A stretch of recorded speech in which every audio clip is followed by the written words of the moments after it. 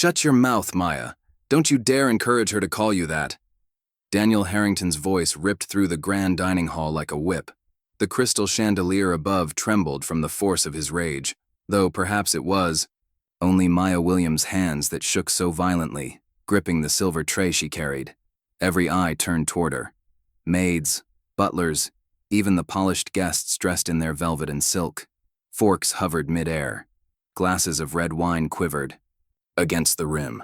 And at the center of it all sat little Emily Harrington, her innocent face still flushed with excitement, her small hand reaching for Maya's apron as she whispered, "Mom, can I have water?"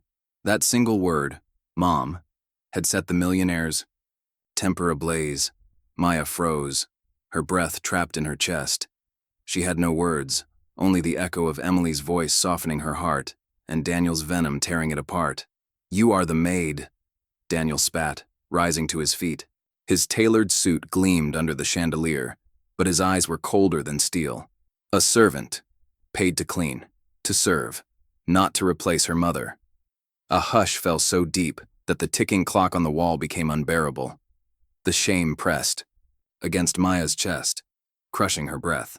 She wanted to explain, to say that she had never asked Emily to call her such a thing, but her lips trembled, and no words came. Emily clutched at her hand tighter. "But Daddy," she whimpered, her voice cracking like glass. "She is my mom.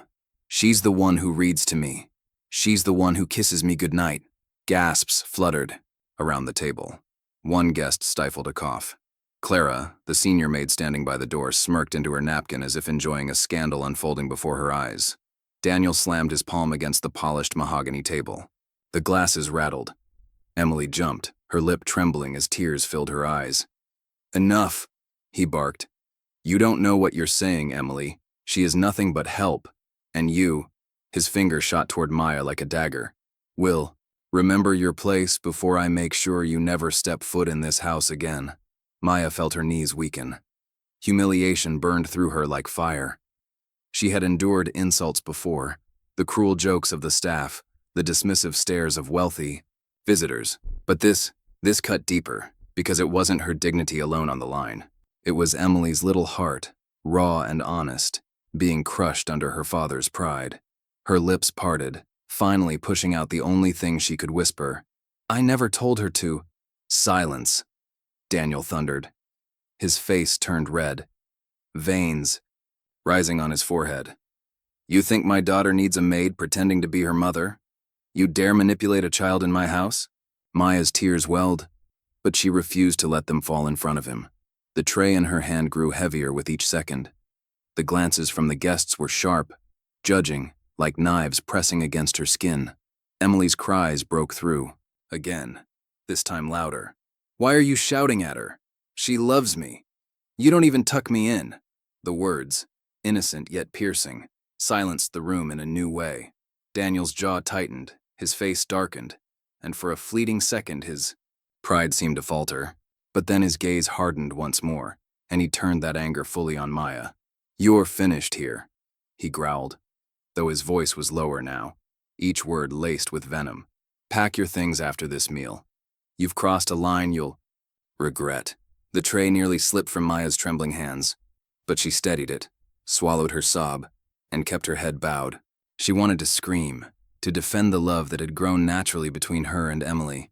But in this moment, under the weight of power, wealth, and cold eyes, she knew silence was her only shield.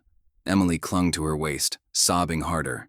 "Please, don't take her away, Daddy. Please don't." The scene was unbearable. Guests turned away in discomfort, some whispering, others shaking their heads.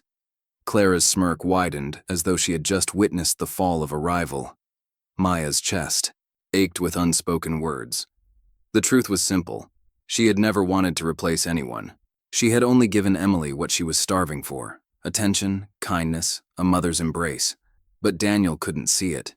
His pride, his obsession with class and control, blinded him to the innocence of his own daughter. The silence that followed was suffocating. Daniel straightened, buttoning his suit jacket with cold precision. "Dinner is over," he declared, his voice flat. "Everyone out." Chairs scraped the marble floor. Guests hurried to leave, whispering to one another, carrying the scandal into the night. Staff scattered quickly, avoiding Maya's gaze, but Emily stayed glued to her, her small body trembling with every sob. Maya bent down, brushing the child's hair with trembling fingers, whispering, "It's okay, my sweet girl. Don't cry." But even as she comforted Emily, Maya's heart knew nothing was okay. She was being painted as an intruder in the only bond that had ever felt pure. And yet, behind the humiliation, behind the cruel words, a quiet truth lived in Emily's innocent declaration. She saw Maya as her mother, and no insult, no order, no courtroom could erase that simple, powerful truth. Daniel stormed out, his footsteps echoing down the marble hallway. His words lingered like smoke. "Pack your things." But before this moment of fury, something quiet and secret had been growing in the heart of the house.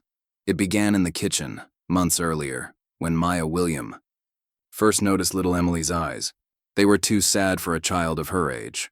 Big blue eyes that carried the weight of loneliness, even in a mansion filled with chandeliers and gold-rimmed glasses. While the cooks clattered pots and Clara barked orders, Emily would slip into the kitchen like a shadow, dragging her little pink blanket behind her. She always came searching for Maya. "Maya," she whispered one evening, "do you have something sweet?" Maya smiled softly, glancing around to be sure Clara wasn't watching. Then, from her apron pocket, she pulled out a small candy, cheap, wrapped in bright red paper. She had bought it from her own wages, a few coins left after sending money home. Emily's face lit up. She cupped the candy as though it were a diamond. "Shh," Maya whispered, bending down to her level. "Don't tell anyone.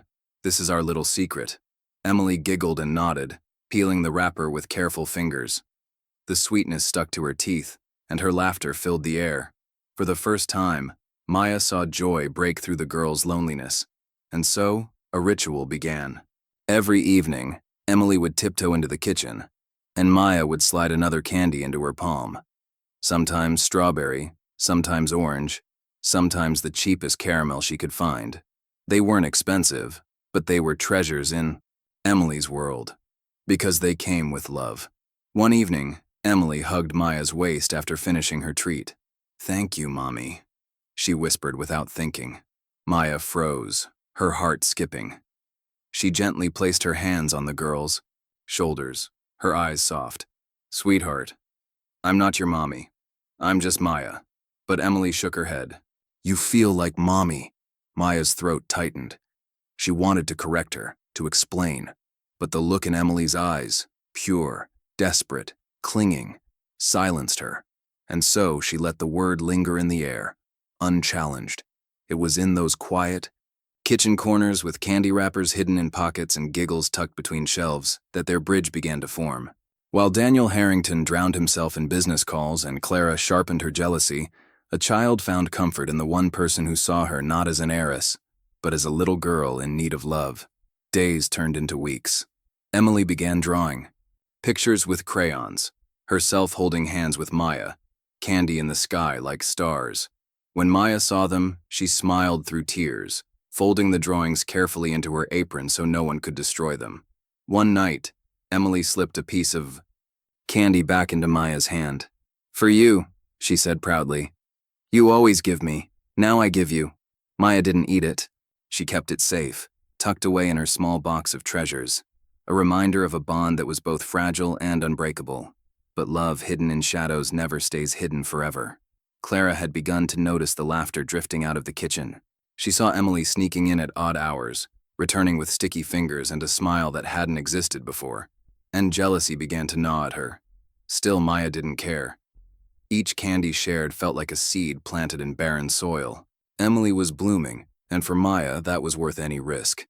Because in a house of riches, where diamonds glittered and chandeliers shone, the richest treasure was a little girl's laughter. And Maya William was the only one who could give it. To her, the candies led to something deeper. A silent classroom blooming in the kitchen at dusk. It began with a stub of broken chalk Maya William found at the bottom of a supply drawer, left over from a cook's son who had once visited the mansion. She smoothed a brown paper grocery bag on the table, flattened the creases with her palm, and drew a careful line. Emily climbed onto a stool, swinging her feet. "Are we Learning? She asked, eyes wide, as if the word itself were a secret. Maya smiled. If you want. Only if you want. I want, Emily whispered, as if afraid someone might steal the sentence. The kitchen hummed softly around them. Low gas flames, a distant dishwasher, the clock's slow tick. Golden evening light poured through the high window and turned the chalk dust into floating stars. Maya drew another line, then a circle, then the tall, proud shape of an E. This is the first letter of your name, she said. Emily. Emily leaned in. It looks like a comb. Maya laughed, nodding. Yes, a comb for your letters. She guided the small hand, warm and trembling with excitement. Together, they drew it once, twice, 10 times. Each E a little braver than the last. What about yours? Emily asked. Your name? Maya hesitated, then wrote in slow, patient strokes. M-A-Y-A. The chalk squeaked. Maya, she said softly. Maya William. Emily traced the letters with a fingertip. It's pretty, she decided. Like windows. Like windows, Maya echoed, feeling something open in her chest. Over days, and then weeks, the kitchen table changed. It became a bridge. Grocery. Bags turned into worksheets. Flour became glitter. A wooden spoon became a pointer. When the stovetop went quiet and the footsteps upstairs faded to the hush of the rich settling into their rooms, Maya and Emily built worlds. Letters that marched in straight lines. Numbers that stacked like toy blocks. Tiny stories that fit. Inside the margins. T. Emily sounded out one evening, brow scrunched. Bat. Maya clapped softly. Yes, bat. Like a flying mouse? Like a brave little night bird, Maya teased. And Emily giggled. Sometimes the lessons slipped into life. When Emily pouted over peas, Maya arranged them into a smiley face and counted by twos. When the thunder growled, Maya spelled the sound. Thunder, and they shouted the letters to drown it out. When Emily didn't want to sleep, Maya drew a tiny moon on her palm and whispered, Close your fingers so it doesn't fall. But not everything was make-believe. Some things were heavy, real. Do moms teach like this? Emily asked once, tracing an L for lullaby. Maya's throat tightened. Some do, she said gently. Some can't. Some wish to. Did yours? Yes, Maya murmured, seeing a distant kitchen, a different table, her own mother's laugh. She taught me to make letters and bread. Both need patience. Emily nodded wisely, as if she had been waiting to hear that exact sentence. I think you have very much patience, she said, leaning her cheek on Maya's arm. The door swung open. Clara stepped in like a draft of cold air. What's this? She snapped, eyeing the chalk-scrawled paper, the flour-dusted counter. The stool pulled close to Maya's chair. Emily straightened. We're learning, she said proudly. Maya cut in quickly, gentle but firm. We're practicing writing, Miss Clara. Just keeping the little one busy before bedtime. Clara's gaze flicked from Maya to Emily, then to the little pile of candies tucked beside the salt canister. A mocking smile curled her lips. Busy, Don't wear her out. The master doesn't like distractions. She dragged the last word, leaving it sticky on the tile floor. When she left, Emily whispered, She doesn't like me.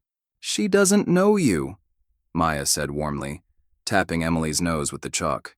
People fear what they don't know. We'll teach her one day. Like letters? Exactly like letters. They worked until the groceries bags filled, with careful lines. When Maya had no paper left, she wiped the stainless steel counter clean and let Emily practice with a wet fingertip, invisible letters appearing in the fog of their breath.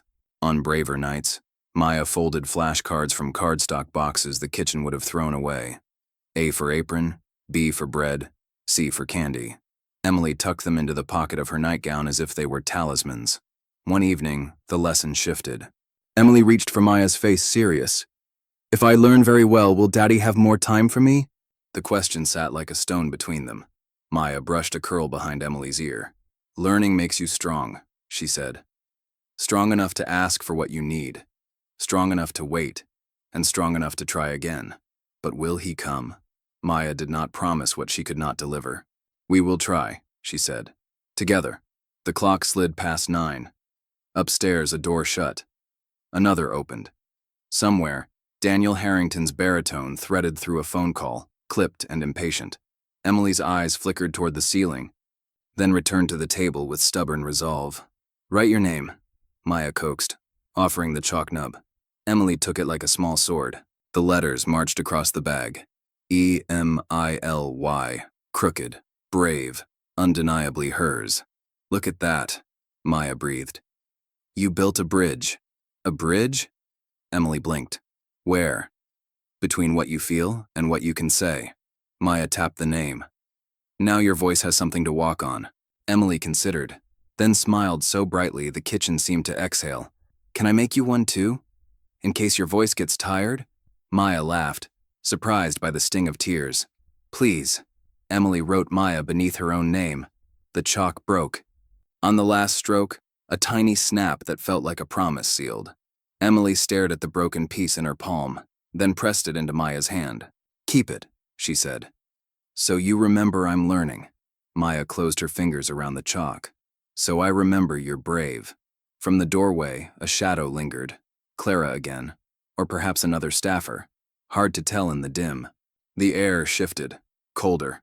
Maya tucked the flashcards into her apron and gathered the papers. "Bedtime," she said softly. Emily hopped down, still glowing from her own name. At the hall, she paused and looked back at the table. The paper, the powder of chalk, the tiny bridge of letters. "Good night, classroom," she whispered. "Good night, brave heart," Maya answered.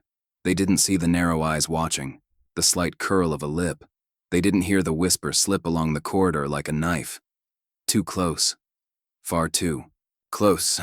Yet bonds built in secret rarely stay hidden for long.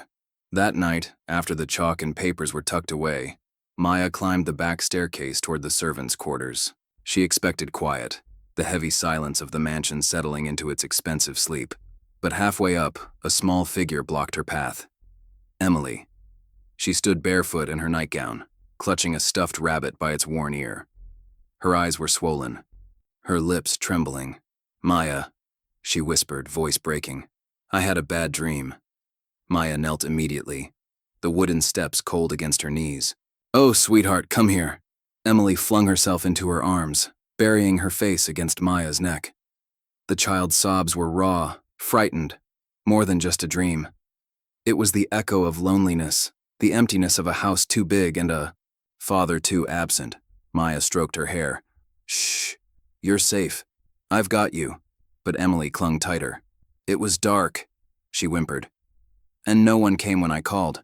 I called and called, but nobody heard." Maya's chest tightened.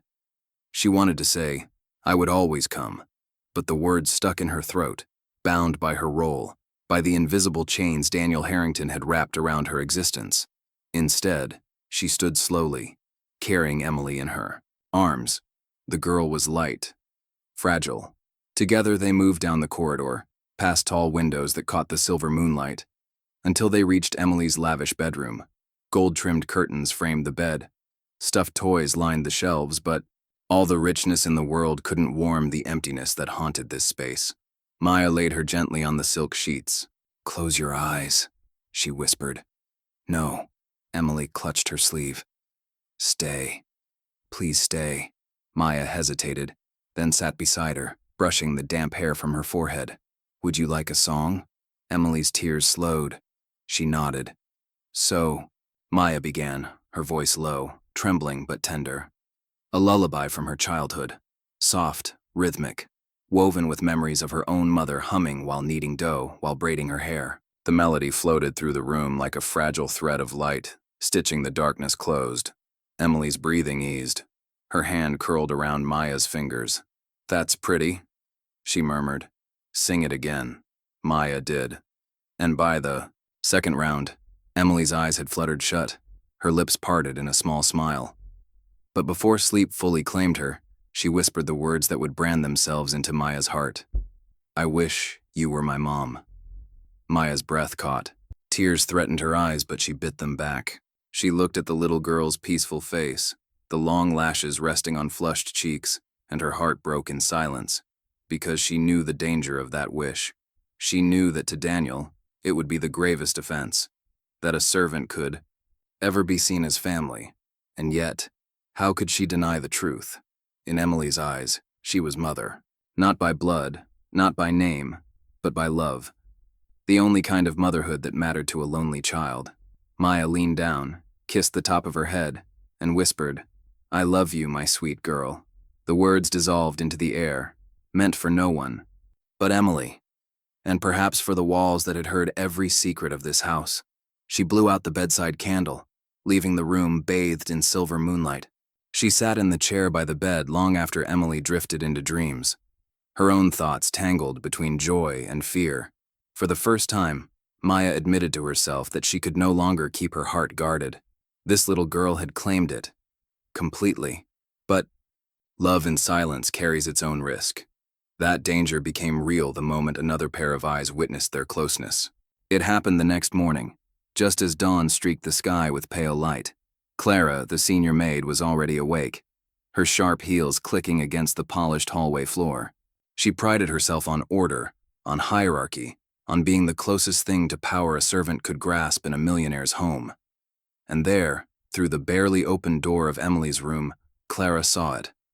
Maya Williams seated at the child's bedside, Emily's tiny hand still tangled in hers, both of them bathed in a soft spill of morning light. The image was tender, too tender. To Clara, it was scandal, her lips curled. Too close, far too close. By midday, the house was buzzing. Clara made sure of it. In the laundry room, she dropped her voice just low enough to sound conspiratorial. "Have you noticed how the little miss clings to Maya? Calls her mom, I hear." Imagine, a maid replacing her mother. The scullery maid gasped. "No!" "Oh, yes," Clara smirked, folding a sheet with unnecessary force. "She's playing dangerous games, manipulating the girl for sympathy. Mark my words, Mr. Harrington won't stand for it." By evening, the whispers had multiplied. They slithered through the halls, hidden in coughs and chuckles, carried on trays of wine and dusters of polish. Maya felt it in every sideways glance, every sudden hush when she entered a room.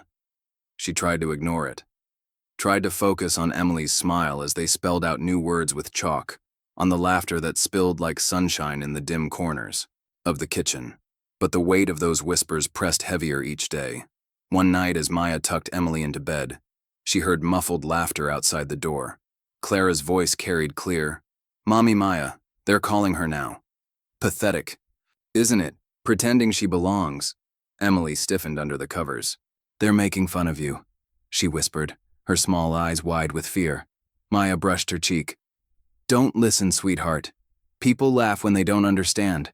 What matters is you and me." But Emily shook her head fiercely. "No, you matter. You're my mom. They can't laugh that away."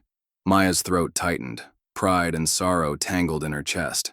Still, the damage was spreading. The butler avoided her eyes. The cook muttered about lines crossed. Even the gardener, usually kind, kept his distance. The house itself seemed colder, its marble halls echoing with judgment. And Clara, satisfied with her work, waited like a vulture. She knew it was only a matter of time before her whispers reached the one man whose pride could turn them into a storm. The whispers finally reached Daniel Harrington's ears, and he confronted Maya with fury. It happened during one of his glittering dinner parties, the kind where chandeliers dripped like frozen waterfalls and the polished mahogany table stretched endlessly, lined with guests in silk and velvet. Laughter clinked like crystal. Silver spoons stirred soups worth more than Maya's monthly wage, and every gesture was a performance of wealth. Maya moved quietly along the table, refilling glasses, her head bowed, her apron crisp and spotless. She had perfected invisibility in this world of opulence, until the one person she could never hide from shattered that disguise. Emily, the little girl, seated beside her father in a pale blue dress, spotted Maya at once. Her face lit up, and before Daniel could stop her, she scrambled from her chair and rushed across the room. She clutched Maya's apron, her small voice rising above the hum of aristocratic chatter. "Mom, can I have water?" The room froze. Forks hung mid-air. Wine paused on lips. The silence was so sharp it rang. Daniel's hand stiffened on his glass. His face, already stern, darkened like a storm. Slowly, he stood, his chair scraping back with a groan that sliced through the stillness. "Emily." His voice was ice. "Sit down." But Emily clung tighter to Maya's waist. "I want Mom to give it to me." The word, Mom, echoed against the vaulted ceiling, too loud, too impossible to ignore. A collective gasp rippled down the table. Clara, lurking near the doorway, smirked like a snake who had found her venom. Daniel's hand slammed the table. Crystal rattled, and one glass toppled, spilling red wine across the pristine white cloth. "Enough!" he roared. His gaze locked on Maya, fury burning in his eyes. "What lies have you been feeding my daughter?" Maya's throat closed. Her tray trembled in her hands. "I never—" She tried to speak, but the words collapsed under his rage. "You dare let her call you that?" Daniel thundered. "You, a maid, thinking you can replace her mother?" The guests whispered, scandal flashing in their eyes. Some looked away in pity. Others stared with hungry curiosity, eager for the downfall of someone beneath them. Emily burst into tears, clinging tighter to Maya. "She's not lying. She's my mom. She loves me. You don't even tuck me in." Her words struck like knives. A hush fell heavier than before. Daniel's face tightened, humiliation flashing across it as eyes turned toward him, not with respect, but with judgment. Maya's heart raced. She wanted to shield Emily, to gather her in her arms and run far from this cruel, glittering prison. But her feet were rooted, her voice caught between truth and fear. Daniel's breathing grew ragged, his jaw clenched so tight it seemed carved from stone. "You're finished here," he hissed at Maya, each word sharp as glass. "When this dinner is over, pack your things. You will never step foot in this house again." Gasps rippled again. Emily shrieked in horror. "No, you can't! I won't let you!" She kicked and screamed, her little fist pounding against her father's leg as he tried to pull her away. "I want Mommy Maya. I don't want you, Thor." Guests looked on, some horrified, some enthralled. Clara's smirk widened. The humiliation was complete. Maya's tears welled, but she stood tall, even as her chest burned with despair. Her silence was not weakness. It was survival. She would not plead in front of these people. Not while Emily's love had already spoken louder than any words she could offer. The dinner was ruined. Daniel knew it. The guests excused themselves, awkwardly, murmuring as they left, carrying the scandal into the night. When the last door closed and the echo of departing footsteps faded, the mansion's air grew heavier still. That night, Daniel's pride became a weapon sharper than any rumor, the Mayo. Guests had gone. The dining hall was silent. But Daniel Harrington's fury was not spent. He stormed into his study, a cavernous room lined with leather-bound books no one read. His fists clenched so hard the veins bulged on his hands. The fire roared in the hearth, reflecting the storm in his eyes. "Bring her here," he barked, at the butler. Moments later, Maya William was ushered into the study. Her apron was still stained from the spilled wine, her hands trembling though she tried to hide it. She stood just inside the door, her head bowed, the weight of humiliation still heavy from the dinner table.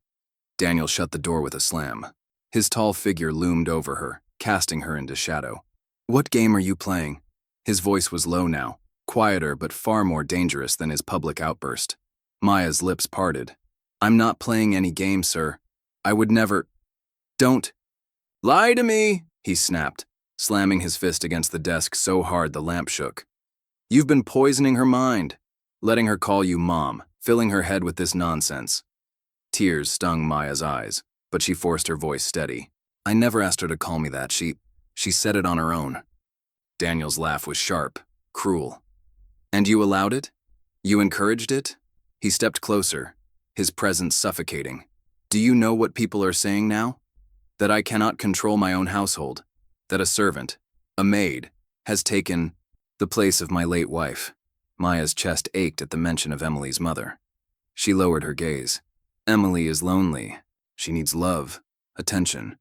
I only tried to comfort her." Daniel's face hardened. "Comfort her? That is my responsibility, not yours. You are paid to work. not to meddle in family matters. Maya's eyes lifted, filled with quiet defiance. Then why don't you do it? Why don't you see how much he needs you? The words hung in the air like lightning.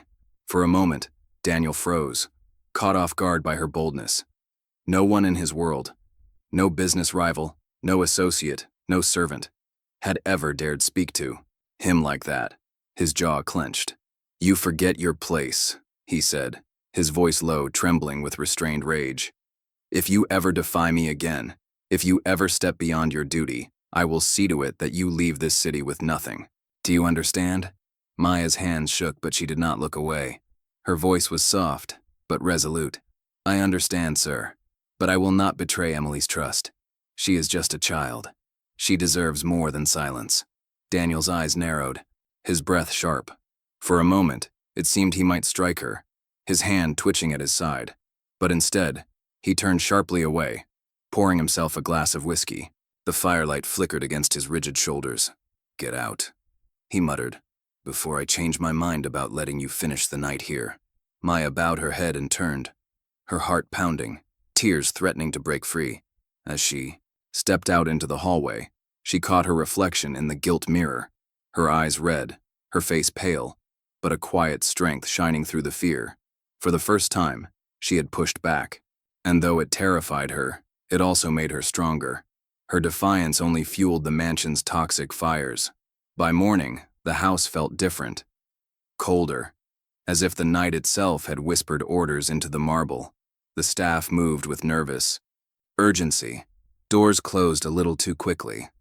Footsteps went quiet when Maya William appeared at the end of a corridor. She kept her chin steady, but every glance slid across her like frost. At breakfast, the long table gleamed. Emily's chair sat beside Daniel Harrington's, a napkin folded into the shape of a swan, untouched. The child stared at her plate, pushing eggs into small hills with the side of her fork. Daniel sat across, phone face down, jaw tight, eyes rimmed with a hard, sleepless red.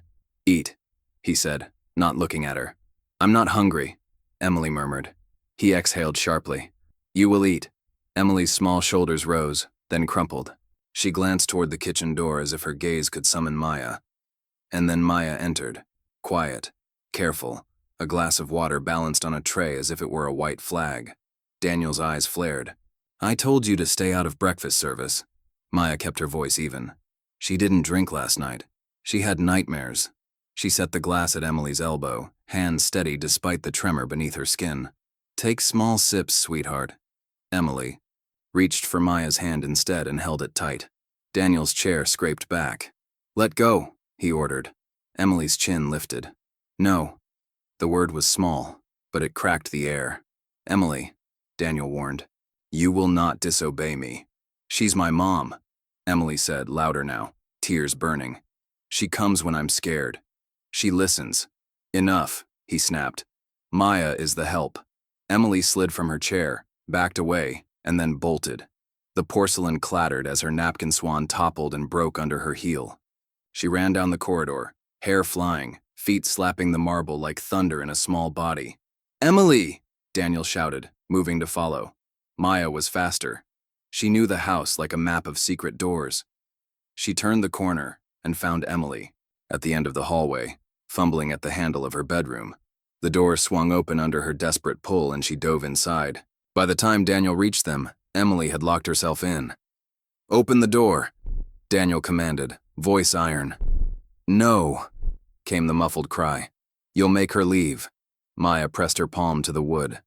"Sweetheart, it's me." On the other side, small feet scuffled. "Don't go," Emily pleaded. "Don't let him take you." Maya swallowed. "I'm here. Breathe for me. In. Out." She breathed with her, slow and patient, the way they breathe during thunderstorms. "You're safe." Daniel's voice rode over hers. "Emily, I will count to 3. Please stop," Maya said, turning. "She's frightened. She is disobedient," he shot back. "And you are the reason." The butler had arrived.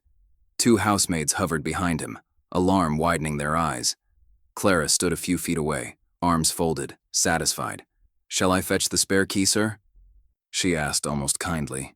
"No key," Maya said softly. "Let me talk to her." Absolutely not, Daniel bit out. Then you're going to scare her more. Maya took a breath, felt the old fear and the new strength battle in her ribs, and chose the latter. She faced the door again, her voice low, steady, meant for one heart. Emily, can you slide your drawings under the door for me? The ones we made last night. There was a pause, then the whisper of paper. A crayon picture slid into the hall, then another. Small hands clutching larger ones, candy like stars, the letters of their names side by side. Emily. Maya. Daniel stared down. He did not bend to pick them up. See? Maya said gently. You built bridges. When people don't understand, we use our bridges. From behind the door, Emily's breath shook. I don't want bridges. I want you. Maya pressed her forehead to the wood. I want you too. She tasted the risk of those words. She said them anyway. No one can laugh that away. Inside the room, a lock clicked, then another. The Yama door opened a crack. Emily's eye appeared, red and liquid. Promise? Maya crouched to meet her. I promise I won't leave because you're afraid. I will stay until you can breathe. The door opened wider. Emily fell into Maya's arms, sobbing. Maya rocked her gently, the hallway swallowing the sound. Daniel's shadow loomed. That's enough, he said, quieter now, but still battle-hardened. Maya, you're dismissed from the nursery, effective immediately. Emily flinched. No, you can't. Maya held her tighter and looked up, eyes steady. Then replace me in the way that matters, she said to Daniel. Sit with her. When the nightmares come, learn her flashcards. Show up. His mouth opened, then shut. Pride flared, guilt flickered. Clara watched the contest with hungry interest. Daniel turned to the butler. Reassign Maya to laundry. No further contact. Emily wrenched free, ran past them both, and sprinted down the back stairs. Maya followed instinctively, heart pounding, until Emily disappeared into the small utility room beside the kitchen. She slammed that door too, and this time dragged a crate against it from the inside. Emily, please, Maya called. Go away, came the ragged cry. If you stay, they'll punish you. Maya leaned her head against the thin wood. The smell of soap hung in the air. The floor felt cold through her shoes. I'm not afraid of punishment, she said. I'm afraid of your silence. A pause. A hiccup. Then a whisper like a thread. I can't breathe when you're not near. Maya closed her eyes. Then breathe with me again. And they did. One on either side of a thin wall, drawing the same air, counting together. 1, 2, 3, in. 1, 2, 3, out. By the time the crate scraped back and the door opened, Daniel had arrived again. This time with his mask of control restored. Enough theatrics, he said. Emily, you will respect the rules of this house. Emily's face was wet, but her voice steadied. Then change the rules. The room stunned itself into quiet. Even Clara's smile slipped. Daniel's eyes chilled. Go to your room. No, Emily said, low and unwavering. Not without Maya, he stepped forward. I am your father. And she is my mom, Emily whispered, slipping her small hand into Maya's. You can't make me unread my heart. Something fragile cracked behind Daniel's stare. He reached for the familiar refuge of command and found the room watching. Him. Not just staff. Witnesses. His power felt suddenly noisy, obvious, tired. He turned on Maya. You are suspended from duties until further notice. Sir, the butler began, uneasy. Daniel cut him off. I said what I said. Maya absorbed it like a blow and remained upright. She squeezed Emily's fingers, then knelt to the child's height. You are safe, she said. You are strong. You are loved. Emily nodded, trembling. Will you leave? Not by choice, Maya answered truthfully. Never by choice. The butler cleared his throat. Sir, perhaps a professional might advise. There are attachment specialists? Clara pounced. Yes, someone objective. To correct this confusion. Maya's gaze flicked to Daniel. Or to see clearly what's already true. He stared at them both, at the doorways, at the crayon, pictures still on the floor outside the bedroom down the hall. Finally, he exhaled, weariness creeping under the steel. Fine, he said. I'll arrange a consultation. Clara's eyes glittered with triumph she believed was hers. The butler looked relieved. Emily only clung to Maya, small chest rising and falling against the rhythm of a house trying to decide what it believed. Soon, outside forces would be called to fix what love had created. 2 days later, a black sedan rolled up the circular drive. Rain beaded on its roof, tapping a restless rhythm against the stone portico. From the car emerged Dr. Helena Ortiz, tall, mid-40s, a calm face framed by dark curls, a leather satchel slung over her shoulder. She took in the mansion with one long look that said she had seen wealth before, and knew it didn't mean safety. Daniel Harrington met her at the door with a practiced handshake and a too-bright smile. Thank you for coming on short notice. Of course, Dr. Ortiz replied. Her voice was even, warm, difficult to impress and impossible to bully. You mentioned concerns about your daughter's attachment. Concerns, he echoed, clearing his throat. Confusion, really. Boundaries have blurred. His eyes flicked toward the staircase, where Emily's room sat like a locked question. I want what's healthy. Dr. Ortiz nodded once. Then we'll let the truth show itself. They began in the sunroom, glass walls, rain threading silver lines down the panes. A box of toys sat on a woven rug. Dolls, blocks, a family of wooden figures with painted smiles. Emily entered hesitantly, the stuffed rabbit crushed in her arms. Maya Williams stood near the doorway, hands clasped, trying to be present without taking up any space at all. Clara lingered farther back, a shadow waiting for confirmation of her story. Hi, Emily, Dr. Ortiz said, kneeling to the child's height. I'm Helena. I like stories. Do you like stories? Emily nodded. I like bridges. Bridges? My teacher made me one, Emily whispered, glancing at Maya. For my voice. Dr. Ortiz followed the look. Your teacher? Maya swallowed. We practice letters, she offered softly. And breathing when storms come. Good, Dr. Ortiz said, making a small note. She turned back to Emily. Can we build a story with these? She lifted the wooden family. A father, a mother, a small child, a baby. Emily studied the figures, then picked up the child and placed her between the mother and Maya. She selected a plain wooden figure from the box, genderless, unpainted, unfancy, and set it beside the child. That's me, Emily said, tapping the child. And that's my mom. She pointed at the plain figure, then quickly looked at Daniel, ready for the storm. His jaw flexed, but he said nothing. And the father? Dr. Ortiz asked gently. Emily pushed the father figure farther back, toward the edge of the rug. He's on the phone. Silence folded around the room, soft and heavy. Dr. Ortiz made another note. Her questions came like careful threads. Where do you feel safe? Who helps when you have scary dreams? Who comes when you call? To each question, Emily's tiny palm drifted like a compass needle to Maya. They played longer, a tea party, a pretend school with chalk drawn on a notepad Dr. Ortiz produced from her bag. When Emily stumbled on a word, Maya leaned in by instinct, murmuring, Sound it out. You already know the bridge. Emily smiled and got it right. May I see the bedtime? Dr. Ortiz asked after a while. Daniel stiffened. Bedtime? It tells me a lot, Dr. Ortiz said. Not to judge, to understand. They went upstairs. Rain softened to a hush against the windows. In Emily's room, the gold curtains felt absurd beside the smallness of her bed.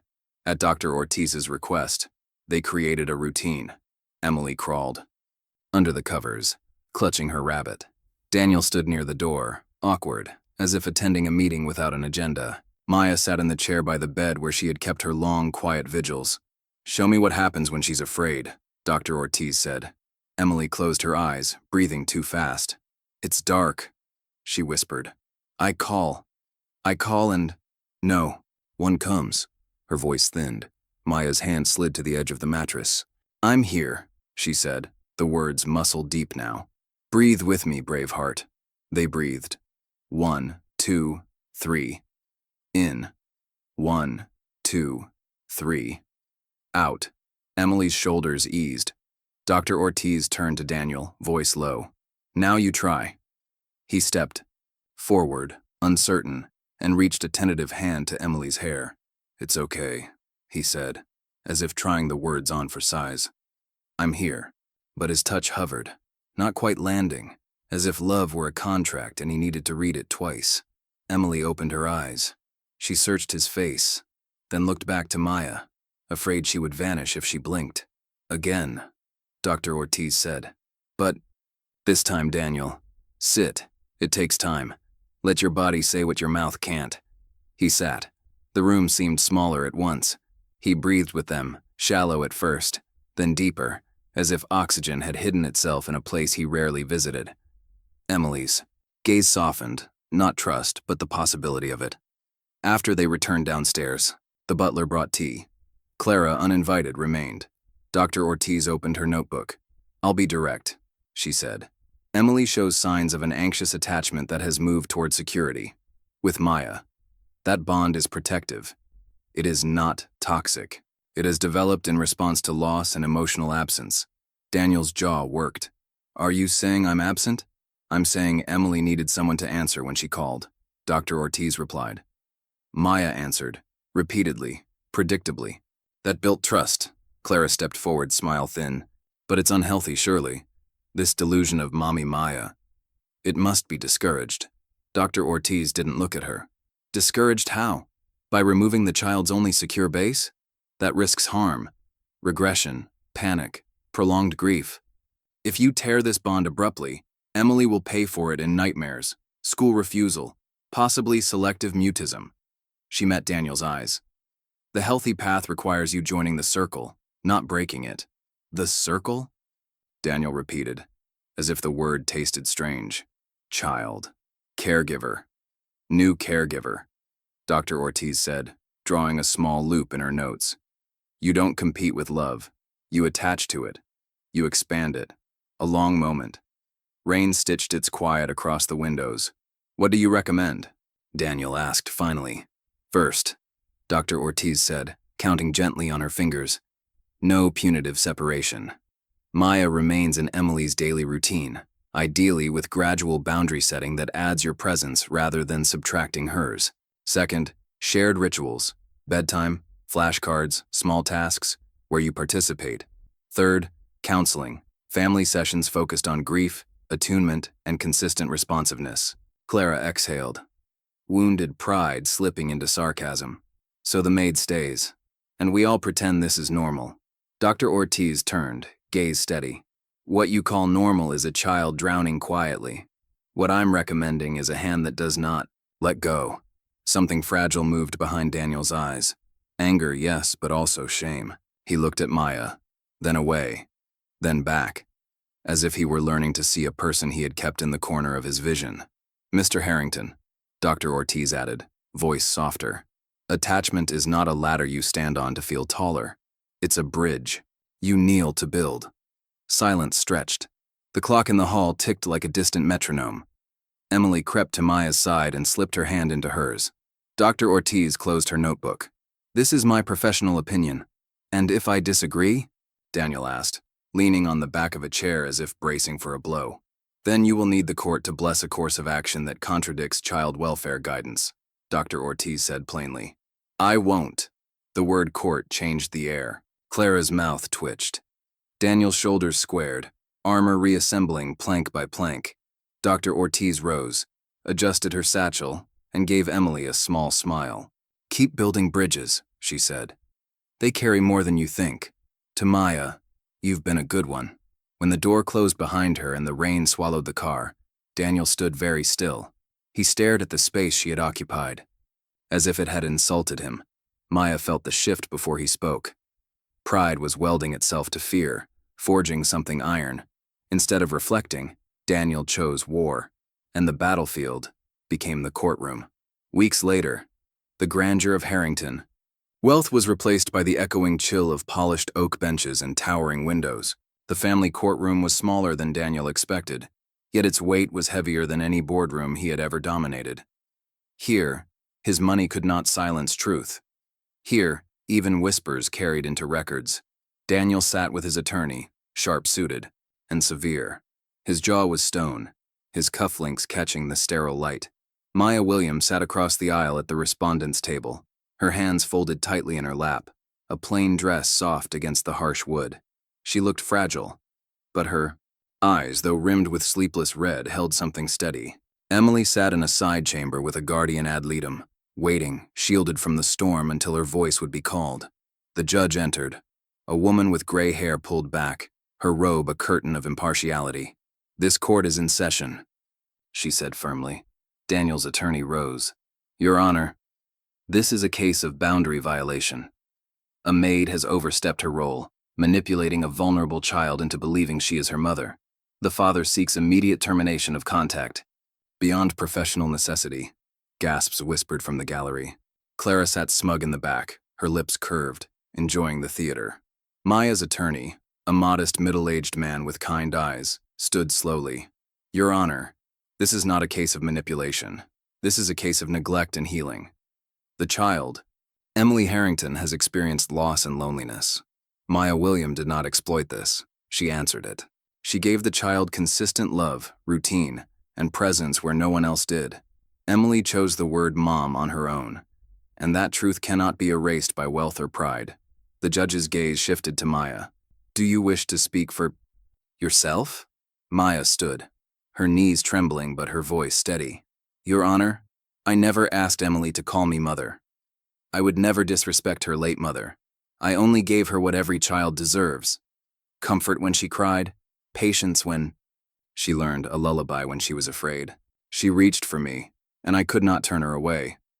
I love her, not as a duty, as a choice, as a mother in my heart." Her voice cracked on the last word, but it carried. The courtroom hushed, hearts leaning closer. Then came Emily's turn. The guardian led her gently to the witness chair. The child looked so small, dwarfed by the oak walls, clutching her rabbit with trembling fingers. "Emily," the judge said kindly, "can you tell us how you feel about Maya?" Emily's eyes darted to Daniel, then to Maya. Tears welled. "She's my mom," she whispered. Daniel stiffened. "Emily!" The judge raised a hand. "Let her speak." Emily hugged the rabbit tighter. "She gives me candy when I'm sad. She teaches me letters.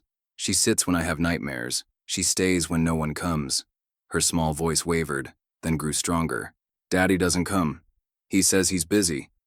But Maya, she always comes. That's what moms do." The courtroom shifted, some wiping their eyes, others murmuring. Daniel's attorney tried to interject, but the judge silenced him with a look. "Emily," the judge asked gently, "do you want Maya in your life?" "Yes," Emily cried, tears spilling. "Please don't take her away. If you do, I won't have a mom at all." The words fell like thunder. Daniel's face paled. Clara looked down quickly, for once stripped of her smirk. The judge leaned back, her expression unreadable but softened. "This court has heard enough." She spoke firmly, her words resonating in every corner. "The evidence shows that Maya Williams has not manipulated but cared.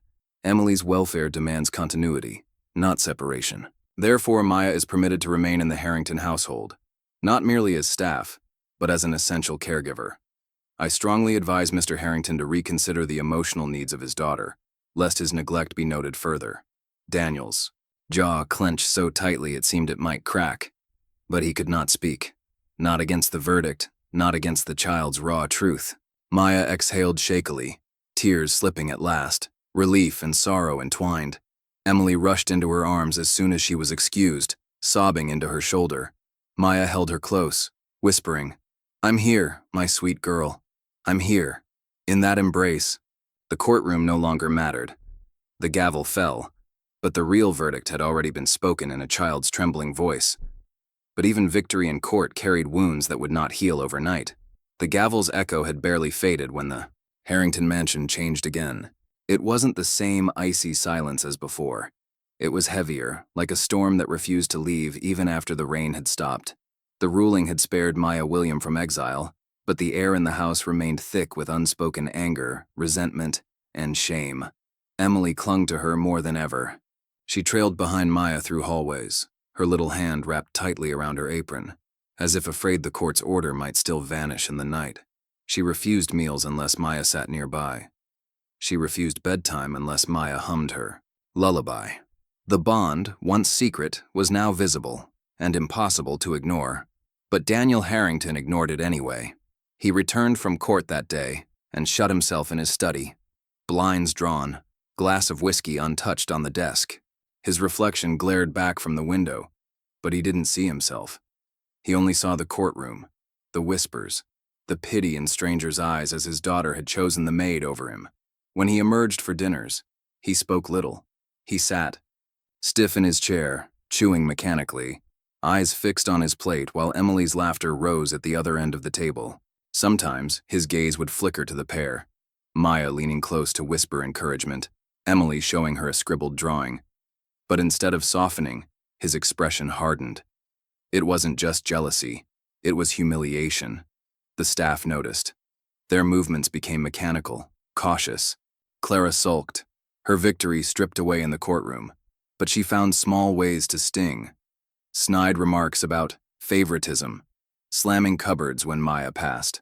The butler, once neutral, now walked on eggshells, caught between serving a master and respecting a truth the court had affirmed. Maya felt the tension pressing in from all sides. At night, when Emily finally drifted to sleep, Maya sat in her small room, staring at the cracked ceiling, asking herself how long she could survive in a house where love was treated like treason. One evening, Emily whispered a question that pierced her heart. "Will Daddy ever love me like you do?" Maya hesitated, brushing the girl's hair back. "He loves you in his way," she said gently. "But sometimes love gets lost, like a letter without a bridge. Can we build him one?" "Two?" Emily asked, eyes wide with innocent hope. Maya's chest tightened. "We can try, sweetheart. We can always try." But Daniel did not meet them halfway. Days turned to weeks, and though the court had given Maya her place, Daniel's silence had built walls higher than before. Still, silence often prepares the ground for revelation.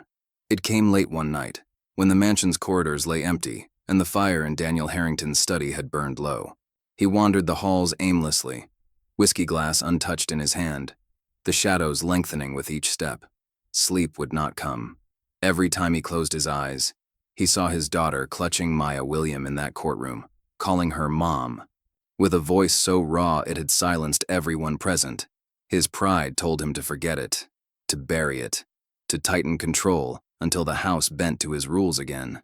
But pride was no shield against the sound of his daughter's sobs echoing in memory. As he passed Emily's room, he paused. The door was ajar, just a sliver, and through it came the softest whisper, a child's voice trembling in prayer.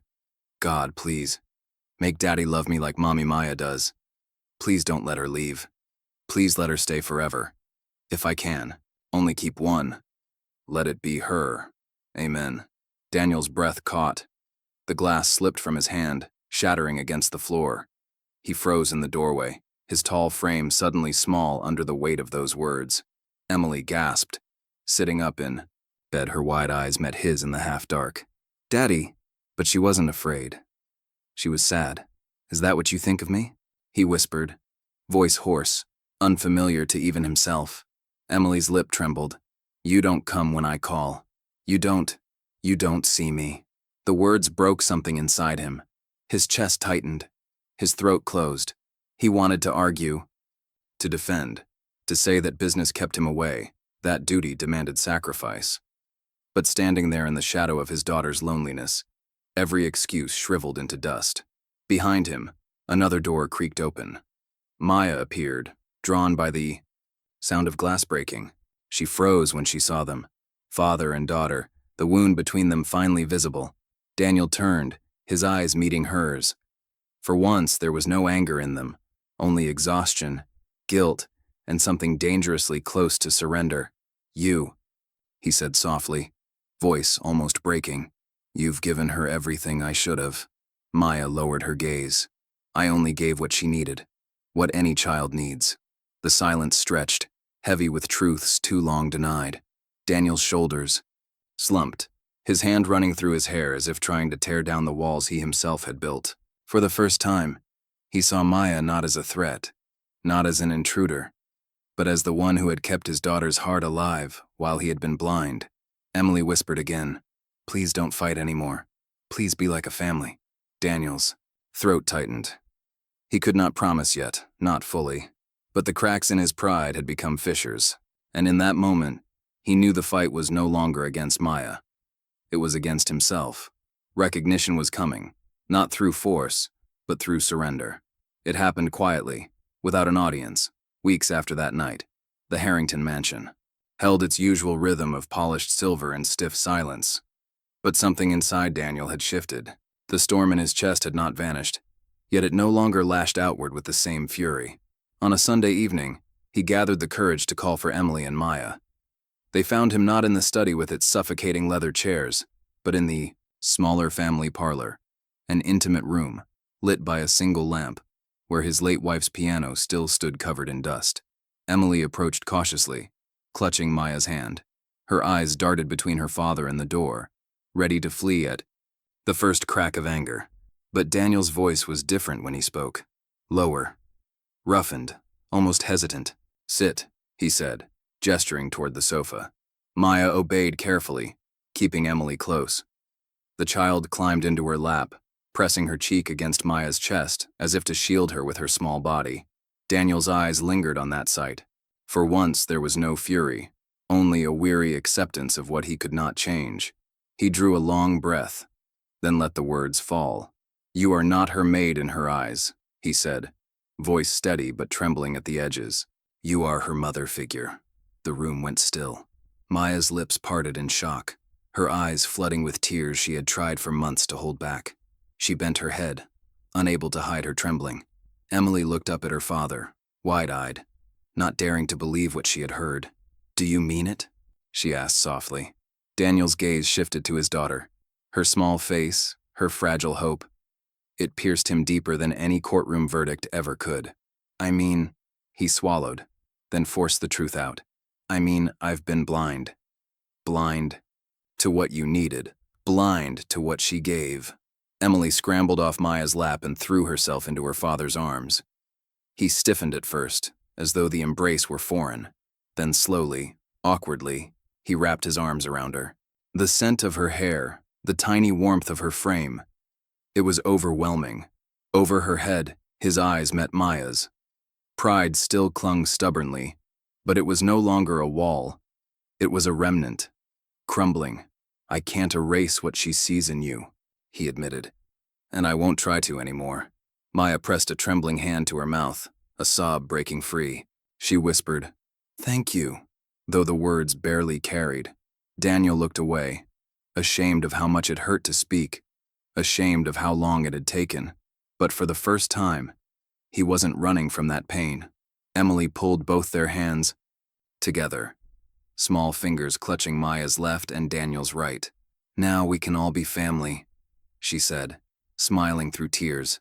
The words, innocent yet profound, filled the parlor with a silence that was no longer heavy, but fragile, like glass waiting to be shaped. Though pride had not vanished, the door was open, and for Maya, that small crack of recognition was more than victory. It was the beginning of something new. That door opened to a new way of seeing family.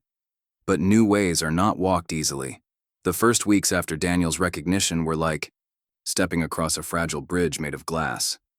Any wrong word, any old shadow of pride, could have shattered it. The house still carried its scars, the whispers of staff, the cold corners where silence had been heavy, the echoes of courtroom words. But something subtle began to shift. It started with the bedtime ritual.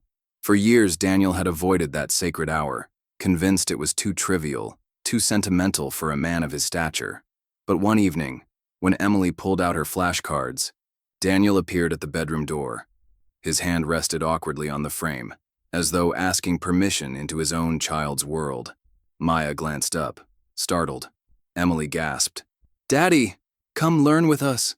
Daniel stepped inside, stiff as a man in foreign land. He sat at the foot of the bed, his tailored suit creasing against the soft quilt. Emily held up a card, brightly scribbled with marker. "This one's C for Candy." Her eyes darted between Maya and her father, waiting. Daniel cleared his throat. "C for Candy," he repeated, voice cautious. Emily grinned.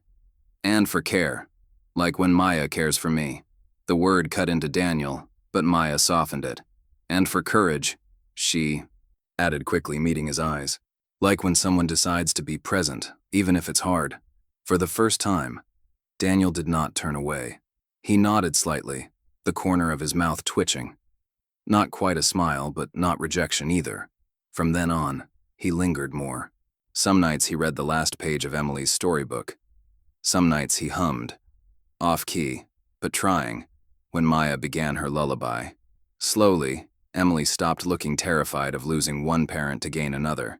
She looked hopeful. The household noticed too. The butler began placing 3 cups of cocoa instead of 2 when bedtime came. The cook left out extra flour, knowing Maya and Emily would coax Daniel into kneading dough one evening as a lesson in patience. Clara, though sour and resentful, found her whispers powerless in the face of this new alliance. She retreated, watching from a distance as the crack she once exploited began to mend. But it wasn't just bedtime. At breakfast, Emily pushed her plate toward Daniel, daring him to taste the scrambled eggs she had helped Maya season. He tasted, frowned theatrically, and Emily burst into giggles. Maya caught his eye, and for the briefest second, they shared something that was not rivalry or resentment, but the tiniest spark of shared pride. During afternoons, Emily's laughter echoed from the garden where Maya taught her to skip rope. Daniel would pause by his office window watching. At first, his expression was unreadable. But one day, he stepped outside. Emily squealed. "Daddy, try!" Daniel hesitated. Maya offered him the rope, her eyes steady. "It's not about grace," she murmured. "It's about being willing." So he tried, and failed. The rope caught his shoes. He stumbled. Emily collapsed in giggles. But when she cried, "Again," he tried again, and again. And soon, the 3 of them were breathless with laughter, rope tangling, pride dissolving into the simple joy of being foolish together. Still, shadows lingered. One night, Daniel found himself in the study again, staring at the glass of whiskey he hadn't touched in weeks. He remembered his late wife, the love they had shared, the loss that had gutted him, the walls he built to keep the pain out. He had told himself he was protecting Emily by burying himself in work, but now he saw that he had abandoned her in silence. Maya entered quietly, carrying folded linens. She paused when she saw him, uncertain. "She called me her mom again tonight," Maya said softly, breaking the silence. Daniel's chest tightened. "And?" "I didn't correct her," Maya whispered. She lowered her eyes. "Because in her heart, it isn't a mistake." Daniel studied her for a long moment. "Do you want to be?" The question stunned her. She shook her head slowly. "It's not about what I want. It's about what she needs. If she sees a mother in me, I will not let her down. But I will never try to take her from you. She deserves both." Something in him broke open. He saw, not an intruder, not a rival, but a woman who had given without asking, who had poured love into the emptiness he had left behind. The next day, he joined them again at bedtime. This time, when Emily called Maya Mom, Daniel did not flinch. Instead, he leaned down and whispered to his daughter, "You are the luckiest girl in the world. You have 2 who love you." Tears spilled down Maya's cheeks. Emily beamed, arms wrapping around them both. For the first time, the word family felt possible inside the Harrington mansion. The story became less about power and more about healing. About a man learning that fatherhood is not ownership, but presence. And in the smallest gestures, the greatest, truths were revealed. Morning slid in like a soft confession. The light over the Harrington mansion was no longer the cold white blaze that used to bounce off marble. It was warmer now, filtered through curtains Maya William helped Emily choose. Thin, cotton with tiny stitched stars. The house still gleamed, still carried its expensive hush, but its breath seemed slower, kinder, as if it had learned a new rhythm from the child who ruled it without ever trying. Maya rose before dawn, as she always had. Habit guided her into the kitchen, where the day's first sounds had changed in subtle ways. The cook no longer lowered her voice when Maya entered. She said good morning and meant it. The butler hummed when he passed through, 2 mugs instead of 1 on his tray. Even the dishwasher, once a harsh slap of metal and water, seemed gentler. A regular pulse like a sleeping heartbeat. She opened her palm. Inside lay the broken nub of chalk. Emily's gift from the night their bridge had taken shape. For months it had lived in Maya's pocket like a talisman. She rubbed it now with her thumb, feeling the old powder ghost her skin. A small thing. A small beginning. Maya? She turned. Emily, hair wild, padded into the kitchen barefoot, the stuffed rabbit dangling from one ear. It was too early for a child to be awake. But since the courtroom and the promises and the new rituals, Emily woke sometimes just to check that the world still held.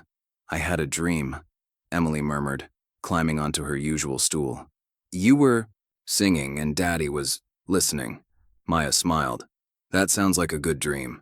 He was holding my hand, Emily added, as if presenting proof that love could learn. He wasn't on the phone.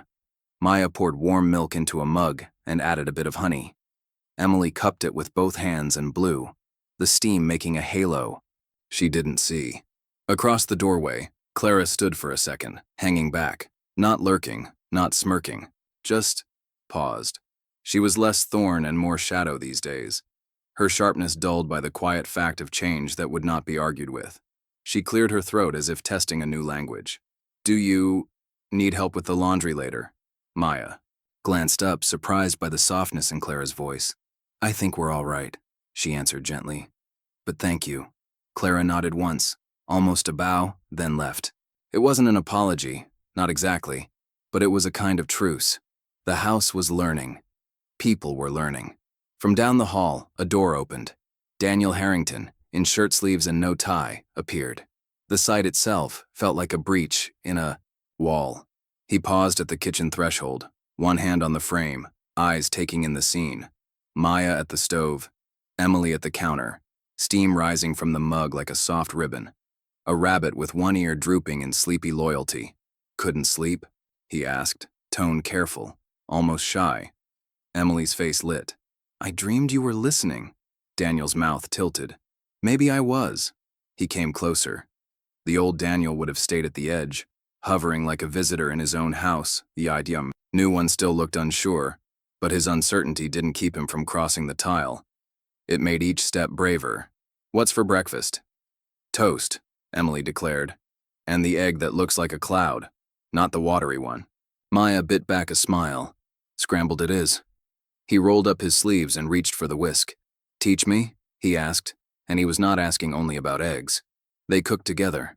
Maya showed him how to fold the eggs slowly, moving the heat, like a tide instead of a storm. He nodded, failing at first, then adjusting. Emily watched them with silent awe, as if her dream had seeped into the morning and found a way to stay.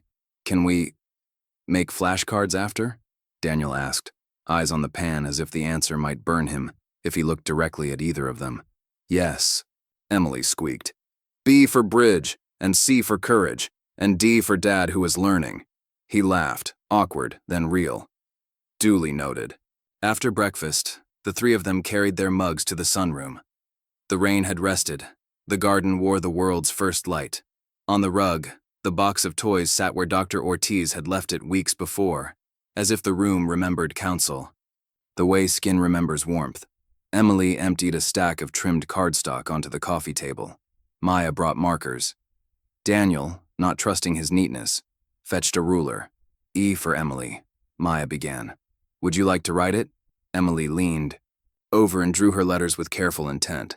The E was a little slanted, the M too tall, the Y leaning its head on the L, but it was perfect in the way truth is perfect because it does not hide. Now you, she said, pushing a blank card to Daniel. Write Dad.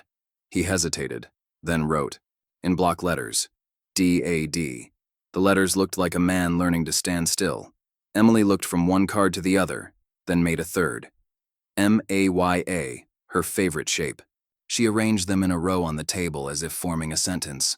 See, she whispered, this is my family. No one corrected her. No one spoke for a long time. Days spiraled forward with the simple beauty of repetition. That was how healing moved in, the same way sunlight did. Slowly, invisibly at first, until you realized that every surface had warmed. There were missteps. Daniel missed a bedtime once. An emergency call that actually was an emergency. Emily cried. Maya held her. Daniel returned breathless and apologetic. He looked ready for a trial when he entered the room, but Emily surprised him by handing him the chalk nub. You missed M words, she sniffled. Make one now. He knelt. He wrote on a brown grocery bag, just like the first night. Mend. Then, below it, make time. Maya met his eyes. Something like respect passed between them. Respect earned, not demanded. Another evening, Clara slipped and muttered Mommy Maya under her breath, intending mockery. Emily heard. She straightened with a dignity far older than her years. You don't get to make fun of love, she said, so quietly the words cut sharper than a shout. Clara, startled, looked away, her cheeks coloring. Later, she left a small packet on the kitchen counter. Red candy in a cheap wrapper, the exact kind Maya used to hide in her apron. No note, no performance. A peace offering made of sugar and silence. It became a ritual again. Every now and then, not every day, Maya would slip a candy into Emily's pocket after she had done a brave thing, returning to her room after a nightmare, apologizing without, prompting when she snapped at the gardener, asking her father a hard question without trembling. The candy wasn't a reward, it was a reminder. Sweetness exists. Bridges hold. One afternoon, Emily found a wooden kit in a box on the parlor table. She tore it open, eyes wide. What is it? Daniel scratched his jaw, suddenly sheepish. A project. Maya inspected the pieces. It's a model. Bridge. Thought we could build one, Daniel said. He avoided looking at Maya as he added, together. They spent hours on it. The instructions were maddening. Pieces slipped, glue stuck to fingers. Tiny bolts rolled under the sofa and had to be fished out with a butter knife. Emily bossed them both gently. No, Daddy. The beam sits on the arch, not under it. And Maya translated the diagrams into something their hands could understand. When they finished, a delicate wooden arch spanned 2 small plinths. It wasn't perfect. It leaned. One joint never settled, no matter how many times they adjusted it. But when Emily set her flashcards on one plinth and walked them across the tiny span to the other, she clapped so hard the bridge trembled and did not fall. It works, she cried. It carries. Daniel looked at Maya then, full on, no dodging. It carries, he repeated softly. And though he was speaking of wood and glue and scale, Maya heard the deeper admission. Night deepened, and with it, the house drew its gentler hush. In the hallway, once a place of echoes and orders, Maya found a small frame hanging crooked. She reached to straighten it, then froze. Inside the frame was a crayon drawing on brown paper, a stick figure child between 2 taller figures. Over the child's head, Emily. Over the left, Maya. Over the right, printed with careful effort, Dad. Candy fell from the sky like stars. Below, a dark line arched between the figures with a single word. Bridge. Maya touched the glass with 2 fingers, not to test the frame, but to steady herself. That evening, bedtime found them all in the same room by intention rather than accident. Emily lay between them on the rug, pointing at the ceiling where nothing was drawn and everything could be. I'm going to school soon, she announced. Real school, not just kitchen school. Maya's heart tugged. The kitchen would miss its student. Daniel swallowed. We'll find a place where they see you. Not just your last name. Can I take my bridge? Emily asked. The wooden one might not fit in your backpack, Daniel said, smiling. But the other one, the one you built inside, goes wherever you go. Emily considered this with all the seriousness of 7 years old. Then she whispered, Then I'm not scared. Later, when Emily drifted off and the night pressed its cool hand against the window, Daniel lingered at the sill. He rubbed at a faint stain that had resisted every cleaning. A sticky patch where, months ago, a tiny hand had left sugar in secret. He laughed under his breath, then sighed. She hid them everywhere, didn't she? Maya joined him near, but not too near. She hid joy where she could find it again. He nodded slowly. And you taught her to look. Silence was not empty between them now. It was room. Room to breathe, room to consider, room to let gratitude be shy before it spoke. Thank you, he said. Not as a millionaire, not as a man protecting an image, but as a father standing in a window with the woman who had kept his child from breaking. For staying, Maya could have said I didn't have a choice. The truth about love is that it commands more than instructs. But she said simply, "You're welcome." A week later, before sunrise, the house woke to a soft patter. Rain returning to trace, its old handwriting across the glass. Emily padded into the kitchen again, this time with a secret of her own. She tugged at Maya's apron pocket. "Close your eyes," she whispered. Maya obeyed. A small crinkle pressed into her hand. She opened her eyes to a red candy in a cheap wrapper, its edges a little crushed from being carried in a fist. "For the bravest," Emily declared. "I'm learning to give back, remember?" Maya laughed, a sound that felt like a curtain being drawn back from a window. She didn't eat the candy. She carried it with her through the morning, then the afternoon, through flashcards and lunch and a call with the school head where Daniel practiced listening. At dusk, when the house took its soft breath, she walked to the sunroom, lifted the window, and placed the candy on the sill where the light could find it. She stepped back. The wrapper caught the last of the day, a small red flame against gray sky. Later, Daniel found it. He had come to close the window, thinking of drafts and damp and all the practicalities that used to be his only language. His hand paused over the latch when he saw the wrapper resting light as a leaf. It wasn't much to look at. Cheap candy didn't belong in rooms that smelled like polished wood and old money, but the sight knocked the air out of him in a single, startling rush, because it was all there, hidden in its folds. The first secret comfort slid into a small palm: the kitchen classroom, the lullabies, the courtroom, the bridge, the soft rewiring of a father's heart that had insisted on being iron until a child turned it into something human. Emily bounded in behind him, nearly colliding with his leg. "Daddy, don't move it!" she cried, as if the wrapper were a comet that would vanish if jarred. "I wasn't going to," he said, hands raised. Emily reached up, slid her small fingers into Maya's, then grabbed his with her other hand. She pressed their hands together until all three overlapped on the windowsill beside the candy. "Now it can see," she explained solemnly. "Our bridge." The three of them stood for a moment, not speaking, not needing to. Outside, rain braided itself into the garden. Inside, the room held. For once, Daniel didn't think about what the staff might say, or how a board would read his schedule, or where his phone had fallen. He thought about the tiny red square of sweetness made holy by use. He thought about a bridge that leaned and did not fall. He thought about a word that had once humiliated him and now humbled him. "Dad, do you want to keep it there?" he asked Emily, voice low. "Yes," she said. "So every morning the sun can make it shine." Maya smiled. "And every night, the moon can too." They left it on the sill. Days passed. The wrapper barely moved. Sometimes it glowed gold. Sometimes it blushed ruby. Sometimes it went dull in the rain and then, as if remembering itself, brightened again when the light returned. Visitors came and went and didn't notice because the world is often blind to the sacred when it wears cheap clothes. But the three who mattered saw it every time, because they had learned to look. On the morning Emily left for her first day of real school, she stood before the window, braided hair, new shoes tapping a nervous code on the floor. She looked at the candy, then at Maya, then at Daniel. "Bridges carry," she whispered, repeating the lesson as if it were a vow. "They do," Daniel said, clearing his throat, adjusting a backpack strap he'd insisted on buckling himself. "And they don't break just because the road gets busy." Maya crouched, smoothing a wrinkle in Emily's shirt that only a mother would see. "Remember, if a storm comes, breathe. Your voice knows the way across." Emily nodded.